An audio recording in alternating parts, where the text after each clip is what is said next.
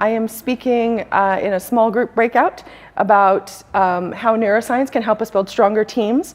And then on day 2, I am co-keynoting with Ryan Ripley, and we're talking about how we can work on developing a culture of learning in our organizations. So a few years ago, I became interested in neuroplasticity and just neuroscience in general, and what that teaches us about how we interact with everyone in our day-to-day lives, but then more specifically how we interact with the people we spend the most time with, which for most of us are the teams that we work with.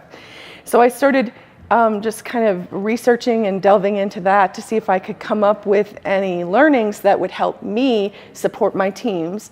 And so that's what we're going to be talking about, some of the baggage or biases that we bring to our teams and how we process information, how we can become more aware of when we're employing those biases, and then we're going to talk about some techniques to kind of counteract that so we can overcome the filters that we put on our communication and hopefully get to deeper communication with our teammates.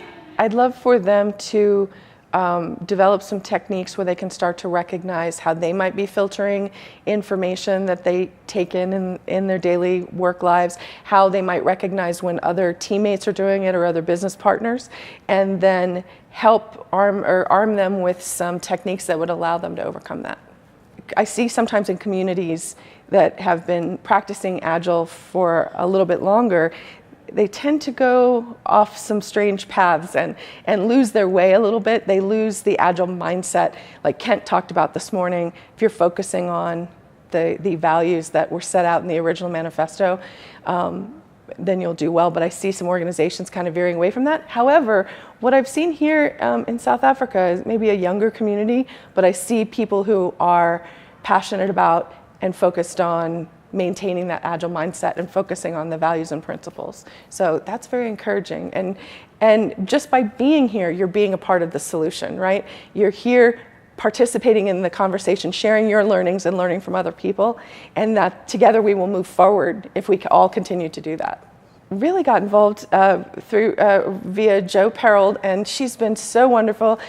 She and Barry Tandy have been such excellent hosts, and shuttled us from the airport and have shown us around, and we've had wonderful experiences getting out and seeing the city, and just preparing us for coming here as well, making sure that we had everything that we needed. I did have dinner last night with Prof. Barry, and he's wonderful as well, and I've really enjoyed interacting with the other speakers and just hearing about their experiences. So everyone, I just cannot say enough good things about our trip.